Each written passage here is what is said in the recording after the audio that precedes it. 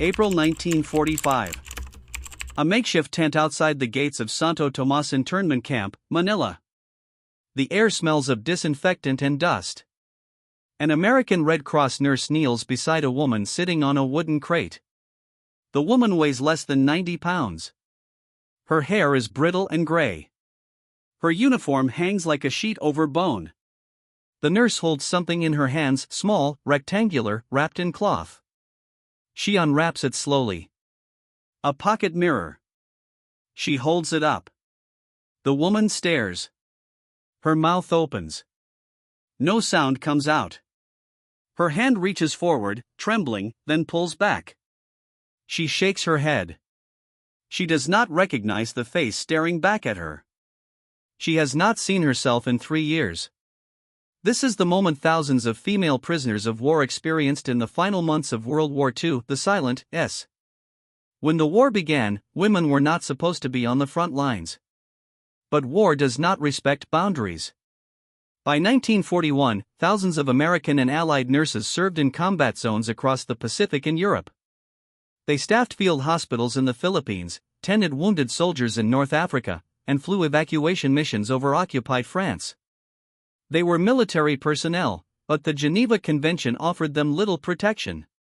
When Japanese forces swept through the Philippines in early 1942, nearly 100 American Army and Navy nurses were captured alongside thousands of soldiers at Bataan and Corregidor. They became prisoners of war. In Europe, women fought as resistance operatives, intelligence agents, and partisans. Polish couriers carried messages through occupied Warsaw. French Maquis fighters sabotaged railway lines. Soviet pilots flew night bombing raids. When caught, they were not treated as soldiers. They were treated as criminals. They disappeared into camps designed to erase them.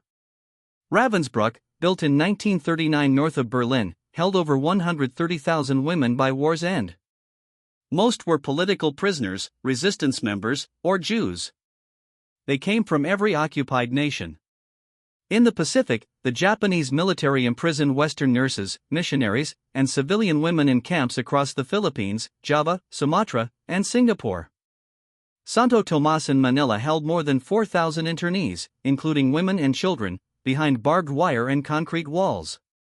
Hattering confrontation with what survival had cost them inside these camps, survival became a daily negotiation with hunger and humiliation. Rations dropped below subsistence levels. At Santo Tomas, daily meals consisted of watery rice gruel and occasional scraps of vegetable.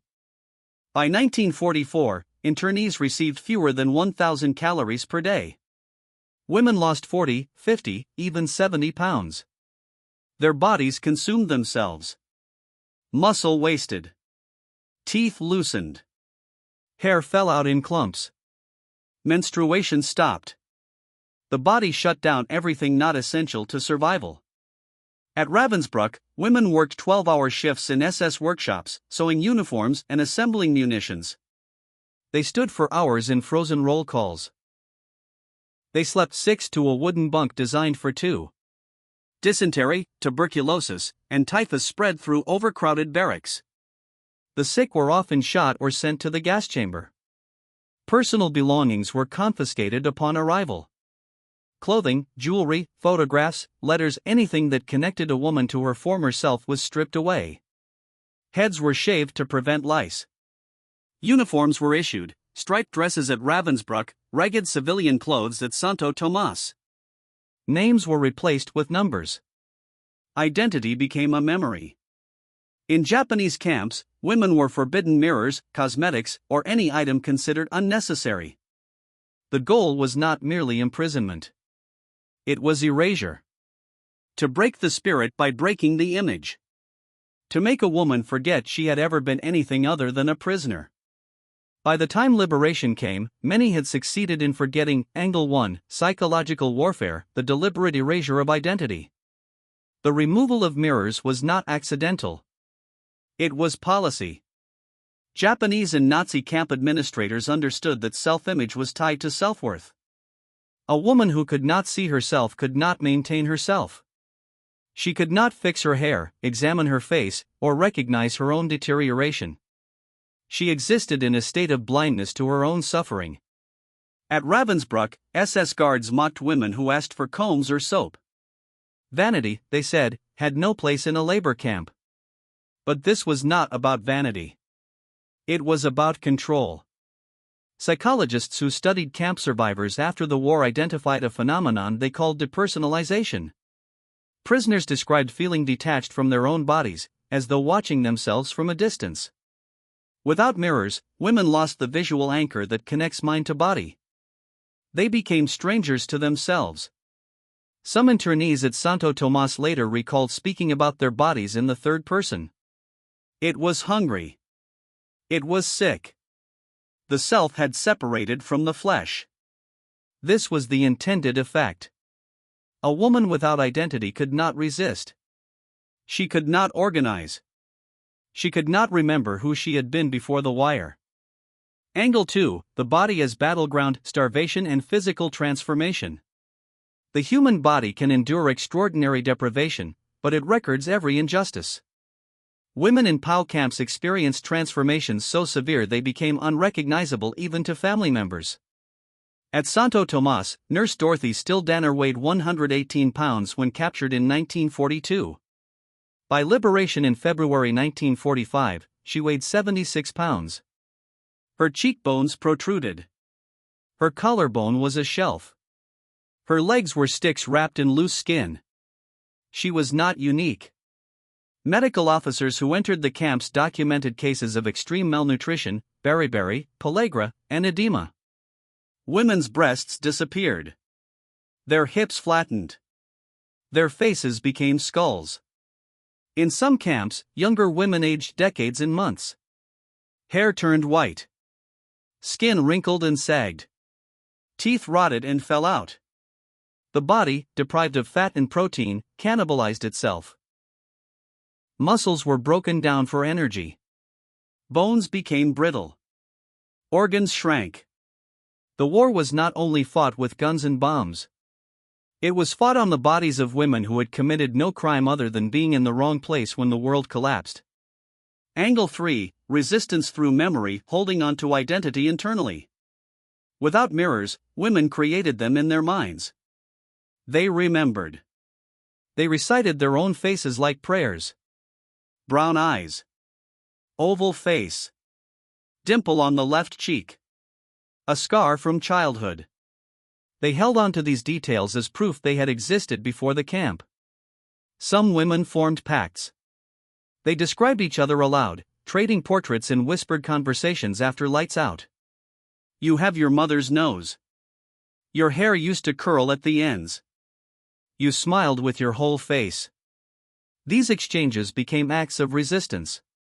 At Ravensbrück, a group of Polish women secretly sketched each other on scraps of paper, hiding the drawings in the lining of their dresses. The drawings were rough, inaccurate, but they mattered. They were evidence. In Santo Tomas, women organized clandestine classes where they taught each other recipes, discussed literature, and planned imaginary dinner parties. They described the dresses they would wear after liberation, the lipstick shades they preferred, the way they used to style their hair. These were not fantasies. They were survival strategies. To remember beauty was to remember humanity. To plan for the future was to believe in one. Some women kept mental lists of their pre-war routines. Morning coffee. A walk in the park. Painting nails on Sunday. These small rituals became anchors. They were proof that another world had existed and might exist again. Angle 4, the liberator's perspective, soldiers unprepared for what they found. The American soldiers who liberated Santo Tomas in February 1945 were not prepared. They had fought their way through Manila street by street, expecting to find internees in poor condition. They did not expect walking skeletons. Lieutenant Colonel Edward Lottie, one of the first officers through the gates, later wrote that he could not process what he was seeing. Women shuffled forward on stick legs, their faces hollow, their eyes enormous. Some collapsed from the effort of standing. Others wept silently. Medics moved through the crowd, checking pulses, distributing emergency rations. One nurse handed out small Red Cross care packages. Inside were soap, toothbrushes, combs, and pocket mirrors. The reaction stopped her cold. Women stared at the mirrors as though they were weapons. Some refused to take them. Others looked once and turned away, crying. A few laughed harsh, bitter sounds. Soldiers standing nearby did not understand. They thought the women would be happy. They thought liberation meant relief. But for many women, the mirror was the first true reckoning. It was proof of what had been done to them. It was the face of survival, and survival looked nothing like they had imagined. February 3, 1945. The gates of Santo Tomas swing open. American tanks roll through the main courtyard. Internees pour out of the barracks, stumbling, running, some crawling. The noise is overwhelming. Soldiers shout orders. Engines rumble. People scream and sob. The Japanese guards have fled or surrendered. 3 years of captivity end in a single chaotic hour. But liberation is not freedom. Not yet. The internees are too weak to celebrate for long. Many collapse within minutes. Medical teams arrive within hours, setting up triage stations under trees and in hallways. Army nurses move through the crowds, taking names, checking vital signs, distributing water in careful, controlled sips. Too much too fast will kill them. Refeeding syndrome can stop the heart. Everything must be done slowly. Among the supplies brought in by the Red Cross are small personal care kits. They contain basics: a bar of soap, a toothbrush, a comb, a washcloth, and a compact mirror. The items are meant to restore dignity, to give internees a sense of normalcy. A Red Cross worker named Margaret Nash later described handing out these kits to a group of women sitting outside the main building. She expected gratitude. She expected relief. What she witnessed instead was silence. One woman opened the kit, saw the mirror, and immediately closed it. Another held the mirror at arm's length, staring at it as though it might shatter. A third looked into it for less than a second, then handed it back, shaking her head. No. I don't want it. Nash did not understand at first. Then she looked closer at the women's faces. Sunken eyes. Hollow cheeks. Skin stretched tight over bone. She realized what they were seeing. Strangers. Ghosts.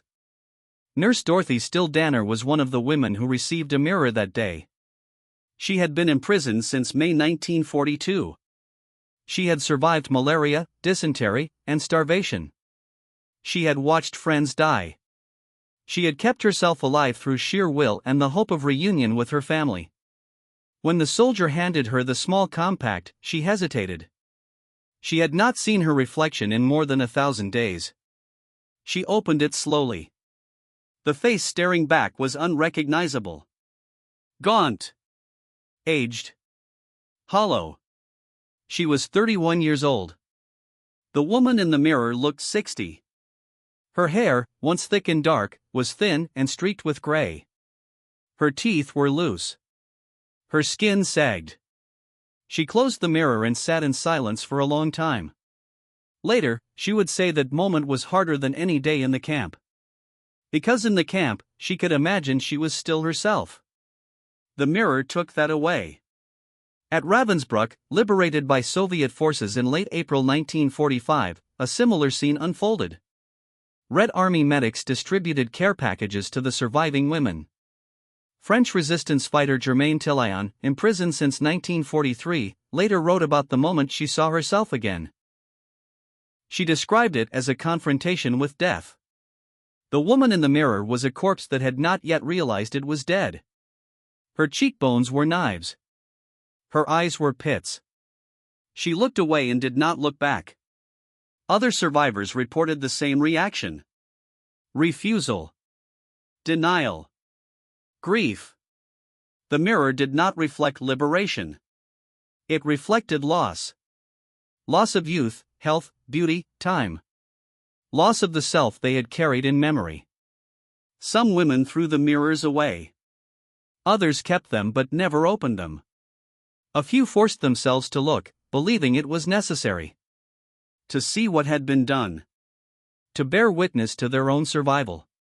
But the silence remained. The speechlessness the liberators noted was not shock. It was recognition. The war had not ended when the gates opened. It had only become visible. Recovery was measured in ounces and inches. At Santo Tomas, military doctors established a controlled refeeding protocol. Internees received small, frequent meals of soft foods, broth, mashed vegetables, rice porridge, diluted milk. Caloric intake increased gradually over weeks. Bodies that had been starving for years could not process normal food. Digestive systems had shut down. Stomachs had shrunk. Too much food too quickly caused vomiting, diarrhea, heart failure. Some internees died within days of liberation, their bodies unable to recover from the shock of abundance. The official death toll at Santo Tomas during internment was over 450. In the weeks following liberation, dozens more succumbed to complications from malnutrition. Weight gain was slow. Women who had lost 70 pounds did not regain it in a month. It took 6 months, a year, sometimes longer. But physical recovery was only part of the process. Psychological damage was harder to measure. Army psychiatrists interviewed survivors and documented symptoms now recognized as post-traumatic stress disorder. Nightmares, insomnia, hypervigilance, flashbacks. Many women could not eat without anxiety. They hoarded food, hid it under pillows, refused to throw away scraps. The fear of starvation did not disappear when the rations improved. Some women could not look in mirrors for years. They avoided photographs. They covered reflective surfaces. The image of themselves as prisoners remained more real than the image of recovery. Medical reports from liberated camps across Europe and Asia showed similar patterns. Survival rates varied, but the psychological toll was universal. Return to civilian life was not a triumph. It was a negotiation. Many female POWs returned to a world that did not know how to receive them. Families welcomed them home but did not understand what they had endured. Husbands, parents, and children saw the physical changes but could not comprehend the internal ones. Some women never spoke about the camps. They locked the experience away and tried to rebuild. Others found they could not stop talking, replaying memories in endless loops, searching for someone who would listen. Dorothy Stildana returned to the United States in 1945 and resumed her nursing career. She married, raised children, and lived a full life. But she carried the mirror moment with her. In interviews decades later, she spoke about it with the same quiet pain. The face in the mirror had not been hers. It had been proof of what war does to the innocent. Other survivors formed networks, gathering at reunions and memorials, finding solace in shared experience. Germaine Tillion, the French resistance fighter, spent the rest of her life documenting the stories of Ravensbrück women. She became an ethnologist and human rights advocate, turning her survival into a mission. The mirror, she said, had shown her the cost of resistance. But it had also shown her that she had paid it and lived. By the 1980s and 1990s, oral history projects began recording the testimonies of female POWs. The mirror moment appeared again and again in their accounts. It became symbolic. A threshold between captivity and freedom.